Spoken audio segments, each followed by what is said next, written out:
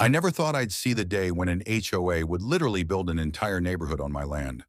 But that's exactly what happened, and I let them do it. I let them pour the concrete, frame the houses, plant the trees, and even sell those homes to unsuspecting buyers. Because when the time came, I pulled out one little piece of paper, the deed, and watched their empire collapse in court. My name is Jack, and this is the story of how patience, proof, and a little legal knowledge helped me win the most satisfying revenge against an arrogant HOA that thought they owned everything. It all started 3 years ago. My father left me 47 acres of land, part forest, part field, part open sky. It wasn't much to outsiders, but it was everything to me. He'd bought it back in the 70s, and it had been in our family ever since. I worked construction, so I didn't have time to develop it myself, but I always kept it maintained, paid the taxes, and kept the paperwork tight. One spring morning, while checking my fence line, I noticed something strange.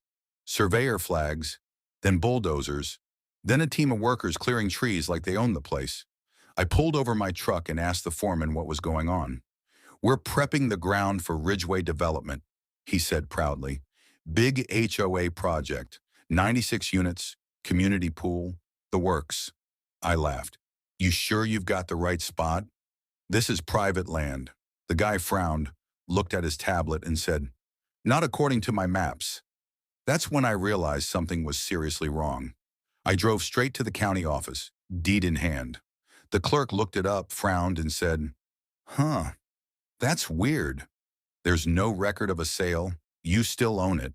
I asked, "Then why are they building on it?" She shrugged. "You'll have to talk to Ridgeway HOA. They filed development permits claiming ownership, but no deed transfer ever happened." In short, the HOA somehow convinced the county they owned my land, without buying it. I went to the Ridgeway office the next day.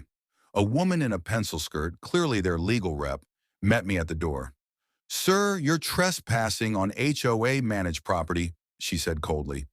"Actually, you're trespassing on mine," I replied, holding up the deed. She barely glanced at it. "If you have a problem, contact our legal department." Then she turned her back and walked away. That's when I decided, fine. If they wanted to ignore me, I'd let them. Let them waste millions building on something that wasn't theirs. I stopped arguing. For the next 18 months, I watched the project grow from afar. Every time I drove by, more houses were up, roads were paved, streetlights installed, signs posted. "Welcome to Cedar Ridge, a Ridgeway HOA community." They even advertised lake access using my pond. I quietly gathered every bit of evidence: drone photos, construction receipts I found through public filings, county documents with false signatures. And when the first families moved in, I knew the moment had come. I hired a property attorney, a sharp guy named Dan, who'd seen plenty of land disputes. When I laid out everything, he whistled. "They built 96 homes on your land? Without a legal sale?" "Jack, this is the lawsuit of the decade." He filed the paperwork. And soon enough, Ridgeway HOA received notice they were being sued for unlawful development and land theft. Their arrogance evaporated overnight. They tried to deny it, then begged to negotiate. Their lawyer called me personally. "Mr. Walker, perhaps we can settle this privately. We could offer compensation for part of the land," I said. "Oh, you mean the part you built your houses on?" "Yeah, no thanks." The case went to court 6 months later. The courtroom was packed. Developers, homeowners, reporters, the HOA board, all glaring at me like I was the bad guy. The Ridgeway lawyer stood up first, all smug.